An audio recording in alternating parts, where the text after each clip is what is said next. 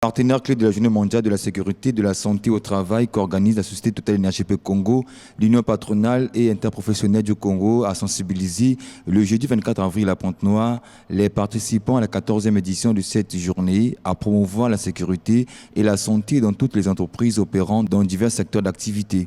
Les analyses des accidents passés nous ont permis d'améliorer le design de nos installations et de mettre en place des barrières qui visent à éviter les accidents. Néanmoins, lors des analyses des accidents majeurs, il ressort parfois que des barrières sont mal identifiées ou ignorées sur le terrain et qu'elles ne fonctionnent pas toujours alors qu'elles doivent être opérationnelles à 100%.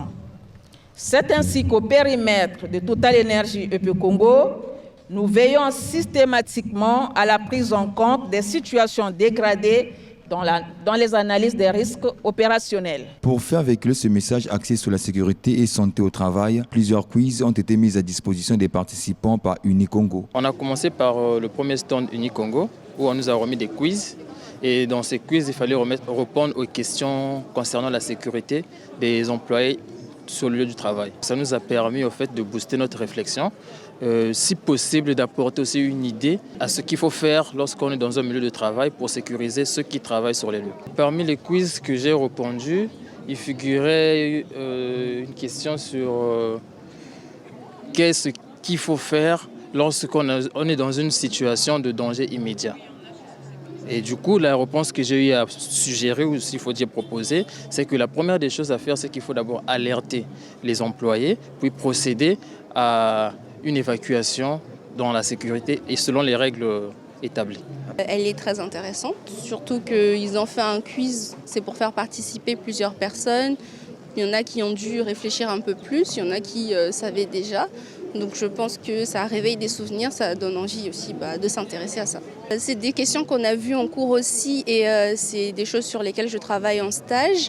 Donc on est sensibilisé sur ça et on sensibilise aussi les gens qui travaillent. Donc on leur dit qu'il faut les respecter, qu'il faut les connaître, ce qu'il faut faire, quand il faut intervenir, comment on doit réagir et qu'est-ce qu'il faut mettre en place si une barrière critique n'est pas en bon état. Célébré le 24 avril de l'an, l'édition 2025 de la Journée mondiale de la sécurité et de la santé au travail a connu pour thème les barrières critiques et les situations dégradées. Ce stand Unicongo a permis à ce patronat des entreprises d'exposer la richesse de leur savoir-faire ainsi que les démonstrations pratiques sur la prévention des risques technologiques et la santé. Les sociétés aujourd'hui, essentiellement les membres d'Unicongo, mais d'autres aussi, ont à cœur la santé et la sécurité de leurs employés. Et très clairement, vous voyez aujourd'hui, l'espace est totalement plein. On aurait un espace plus grand, je suis sûre qu'il y aurait beaucoup plus de sociétés qui souhaiteraient participer afin de sensibiliser leurs salariés, mais aussi toute la communauté congolaise, la communauté de Pointe-Noire, sur ces problématiques. Ce que je dis à toutes les sociétés qui prennent part à cette activité, mais aussi aux participants, c'est que la santé et la sécurité au travail n'est pas qu'une problématique d'un jour, c'est au quotidien et c'est ce que mettent en place les adhérents Unicongo.